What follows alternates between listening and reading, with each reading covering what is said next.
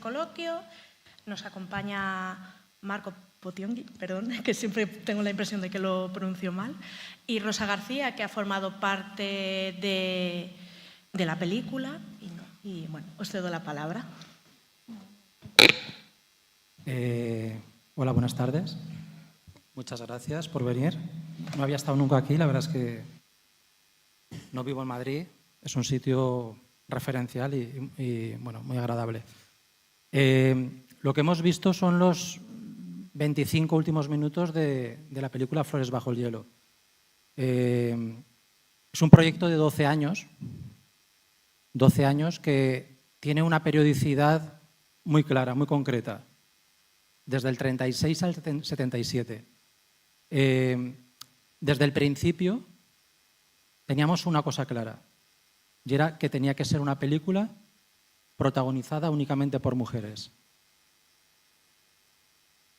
Yo llevo 20 años haciendo documentales, pero antes estudié la carrera de historia contemporánea. Y en los trabajos audiovisuales no encontraba el reflejo que encontraba en los relatos de hombres. Y yo decía, ¿cómo puede ser? Si las mujeres también estaban ahí, ¿no? Había una disonancia que no entendía. Y en el año 2008-2009 hicimos un documental sobre colectividades libertarias y también de la UGT, había colectividades mixtas, en el Alto Aragón. Allí me encontré dos relatos de mujeres colectivistas que me daban lo que yo no había encontrado nunca.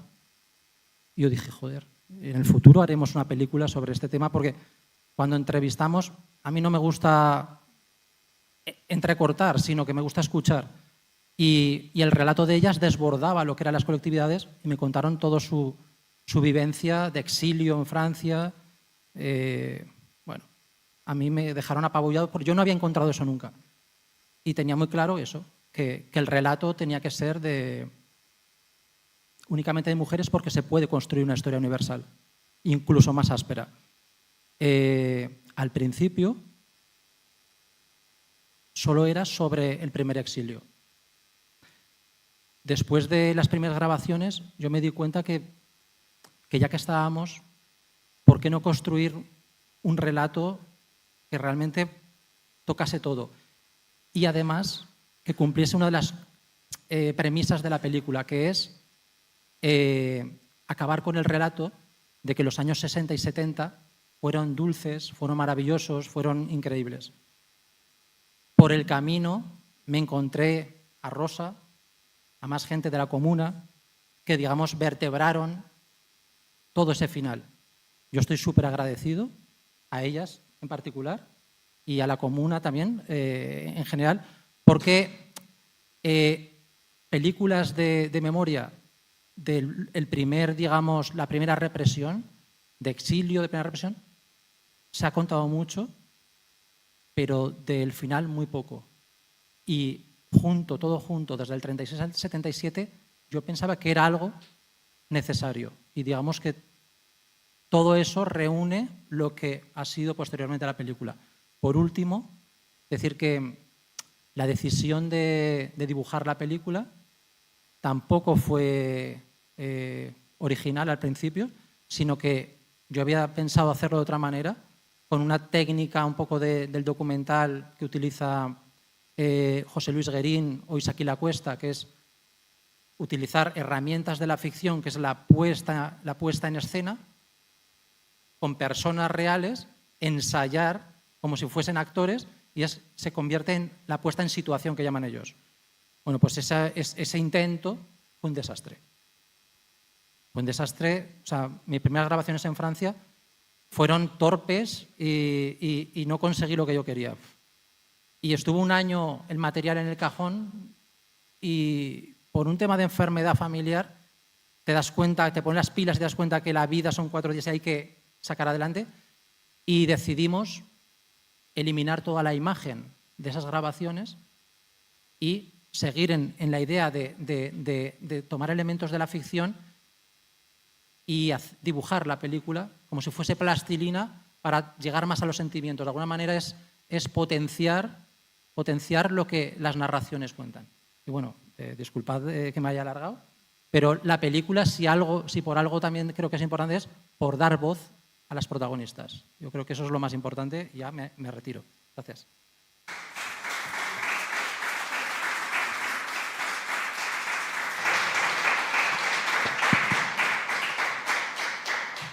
Bueno, yo represento un poco a las tres compañeras que conmigo pues contactó Marco y decidimos participar. Es verdad que era al principio, hace muchos años, creo que fue en el 2018, y acabábamos de poner las querellas contra Billy el Niño. Entonces, bueno, pues habíamos empezado a recordar algo que teníamos completamente olvidado, como explicó la semana pasada Roser Rius, que nos conocimos también en Yeserías, que hay un tiempo en el que te olvidas porque hay que seguir adelante y no habíamos tocado ese tema prácticamente ninguna durante toda nuestra vida hasta que empezamos con el tema de las querellas. Cuchi no puede estar. Cuchi, yo he visto, es una persona a la que quiero mucho. No ha podido venir. Ángela tampoco. Y Pilar Higueras, con la que también coincidí allí en Yeserías, pues la verdad es que vino a la primera presentación, pero le afectó tanto verse las imágenes y esto que ya no ha querido venir a ninguna más. Yo lo entiendo, porque a mí me afecta igualmente, ¿no? Pero creo que tenemos que dar testimonio. A quien le toca, le toca. Y ese testimonio es importante por varias cosas. Primero, por lo que ha dicho Marco, porque romper ese relato de que al final la dictadura era una dicta blanda, nada más lejos de la realidad. Y luego por recuperar o más o menos darle valor a lo que hicieron las mujeres, que siempre se queda en el margen, en los márgenes, ¿no? Las mujeres estaban ahí, pero bueno, como ayuda, o sea, no como protagonistas de la lucha. Igual, nada más lejos de la realidad. De hecho, en mi familia siempre se contó que yo estaba ahí porque tenía un novio que estaba metido en líos. Eso en mi propia familia. Imaginaos lo que decía el resto, ¿no? A mí me ofendía muchísimo, yo me enfadaba, yo me ponía atacada, pero era su relato. Las mujeres no teníamos por qué estar en esos líos. Estábamos ahí por el novio, por el hermano, por el padre, pero no por nosotras mismas. Entonces, estas historias son las que verdaderamente dan idea de que las mujeres estuvieron siempre en la lucha, en la primera, en la segunda, en la tercera, en la fila que hubiera sido, pero que estuvimos siempre ahí. Y ese reconocimiento creo que es fundamental, no solo para nosotras, sino para toda la sociedad. Y yo le doy las gracias a Marco y lo siento que no estén mis compañeras, pero le doy las gracias a mis compañeras.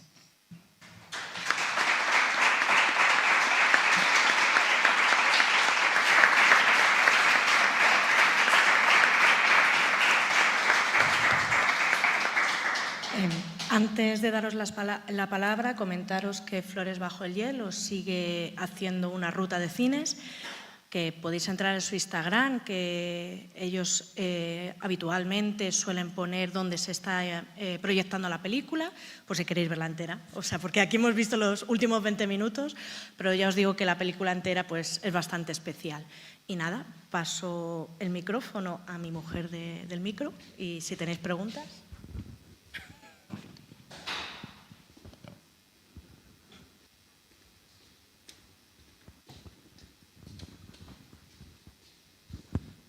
Hola, buenas tardes. Muchas gracias por el acto que estáis haciendo. Quisiera haceros una pregunta, en realidad va dirigida al director, pero que también creo que Rosa tendría algo que decir al respecto. Cuando vemos la película, yo que ya la he visto en alguna ocasión, siempre me ha llamado la atención que toda la película se desarrolla en blanco y negro, excepto con la muerte del dictador, en el cual empiezan a aparecer los colores en las mujeres, o bien que están en la cárcel celebrando la muerte del dictador, del genocida, o bien cuando están saliendo en libertad y al final. Mi pregunta dirigida al director y a Rosa sería la siguiente. Viendo cómo funciona la justicia española, cómo se están desarrollando los acontecimientos de persecución de la judicatura, ¿realmente ese color es realmente color o debería de ser unos grises un poco brillantes?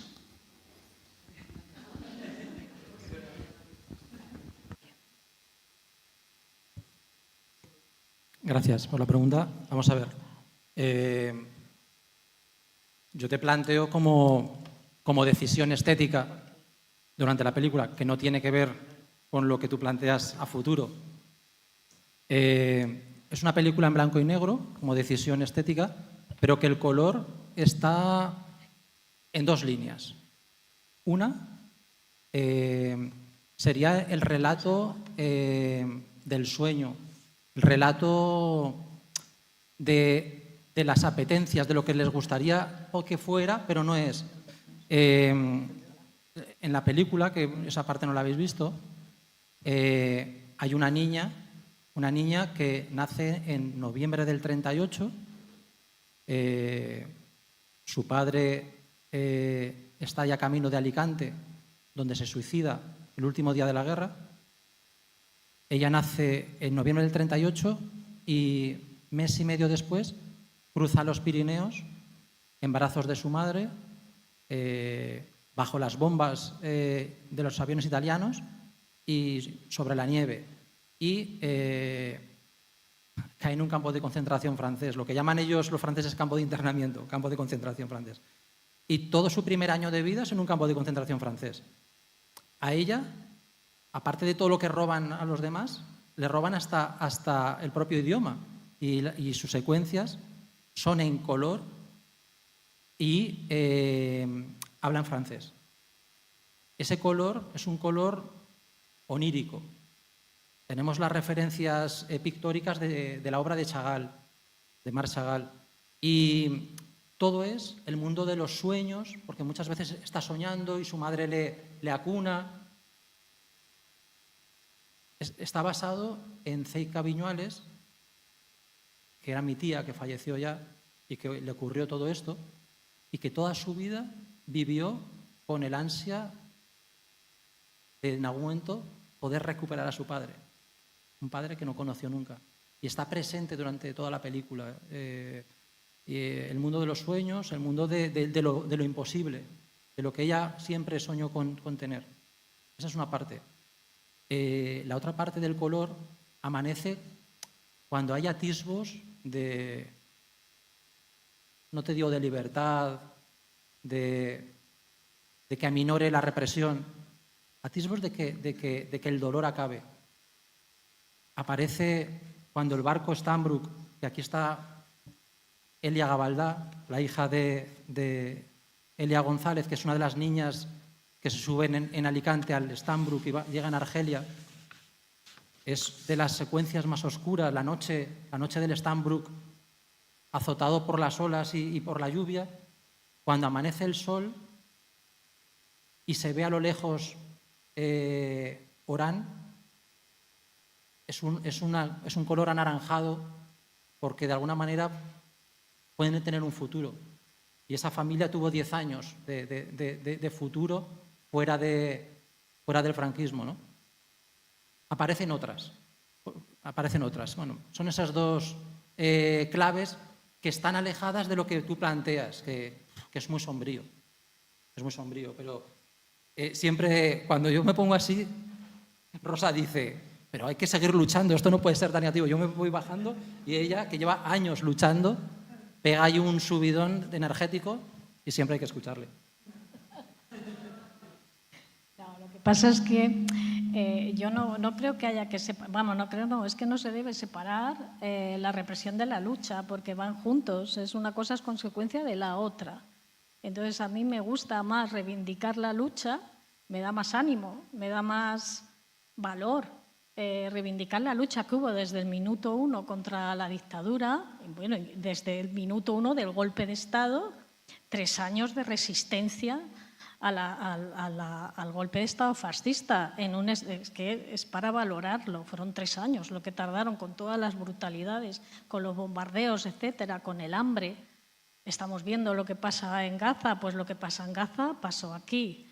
Entonces, reivindicar esa lucha me resulta, yo ahí me crezco. Quedarme en el tema, sí, pues se sufrió esas consecuencias. Todos los que peleábamos sabíamos que había consecuencias. Es verdad que hubo gente que no lo sabía y que le pilló de nuevas y que luego tú te ves ahí, te ves sola y bueno, pues cada uno reacciona como puede. Pero para mí es más importante hablar de la lucha que, bueno, hay que referirse a la represión para que no se pierda y no se olvide la cantidad de brutalidades y de violaciones de los derechos humanos por lo que estamos luchando. La Comuna, si se distingue por algo, es por luchar por la justicia, contra la impunidad de esos crímenes y por la justicia entendida dentro de lo que son los valores del derecho internacional. Una justicia en la que hay que llevar delante de un juez a los perpetradores, a los cómplices, a quienes lo ordenaron. Eso es lo que dice el derecho internacional y nosotros no tenemos por qué conformarnos con menos. Podemos no conseguir todo lo que queremos, pero ¿por qué nos tenemos que conformar con menos? Y un poco eso es lo que nosotros reivindicamos. ¿Verdad? Justicia, sobre todo justicia y reparación, porque lo uno sin lo otro no significan nada y porque, como ha dicho 1000 veces en los relatores de la ONU sobre la verdad, la justicia y la reparación de las garantías de no repetición, ninguno de esos tres puede ir por separado, o van juntos o no estamos no estamos cubriendo esa necesidad de hacer la verdad, la justicia y la reparación como garantías de no repetición. Así que yo entiendo que es una lucha larga, hemos tenido algunos éxitos, aquí se han admitido algunas querellas, en el 18, por ejemplo, se admitió la querella de Miguel Ángel Gómez, creo que es, Gus, nuestro compañero Gus, es verdad que luego se echó para atrás, pero se admitió. Luego se admitió la querella de Julio Pacheco en el 2023, incluso fue a declarar en el 2023 delante de la juez. El año pasado se sobreseyó, duró durante más de un año y ahora la más alegría que hemos recibido es que la querella por el asesinato de Teófilo del Valle en febrero de 1977, lo que se considera el primer asesinato de la transición, ha sido no solo admitida, que ya fue admitida, sino que la juez ha llamado a declarar a uno de los mayores responsables de los asesinatos de la transición, a Rodolfo Martín Villa y al asesino, al policía que asesinó a este joven que tenía 20 años en Elda, en las manifestaciones de las huelgas que había del calzado. Así que eso para nosotros es un paso importantísimo. Y bueno, pues se debe a que muchos pasitos al final conducen a lo que queremos, ¿verdad? Justicia y reparación, pero sobre todo justicia. Y siempre nos dicen, es que no lo vais a obtener. Y yo les digo, ¿y cómo lo sabes? Nosotros estamos peleando por obtener esa justicia. No vamos a conformarnos con menos. Y yo creo que eso es lo que nos une como comuna, como CEACUA, como Coordinadora Estatal de Querella Argentina, y por supuesto es lo que ha captado y ha transmitido y transmite la película de Marco. No sé si hay alguna pregunta rápida. Muchas gracias. La película me parece preciosa. Lo que habéis pasado no tiene nombre, pero lo que tú dices, hay que seguir en la lucha. Esta película la tenía que ver todo el mundo, que mucha gente no se entera de lo que ha pasado en España. Parece que están en otro mundo, de verdad. Y bueno, que hemos tenido todos estos años, pues los hijos y los nietos, y todavía siguen, de estos canallas. Así que muchísimas gracias. La comuna, sois unas luchadoras estupendas y el director ha hecho algo precioso. Así que venga. Gracias a ti.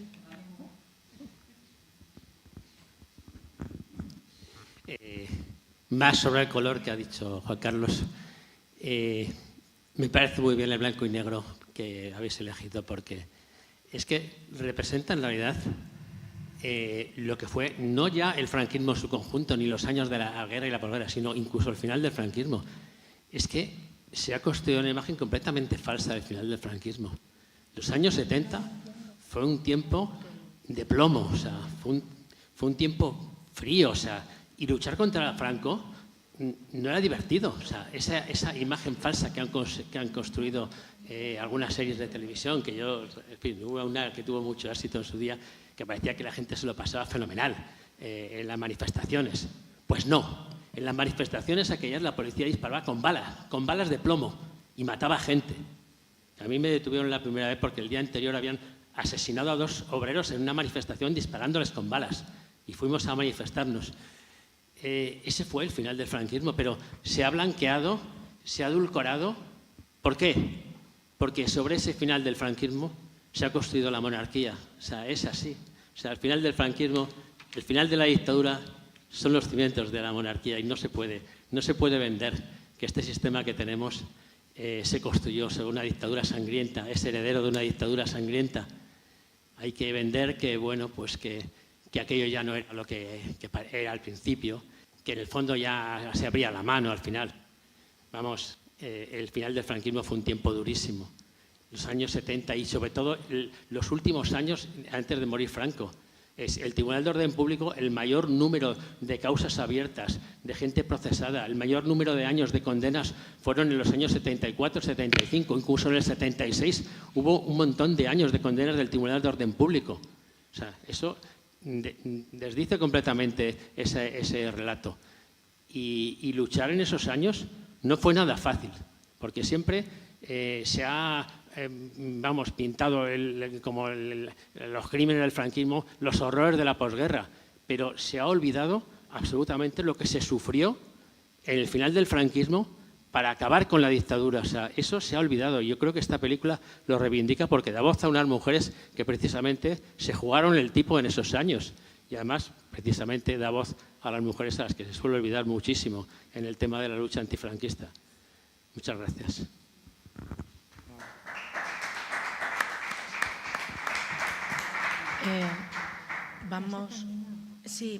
Ya hemos llegado al momento de cambiar de mesa. Os damos 5 minutos para que podáis ir al baño rápidamente y volvemos a las 7.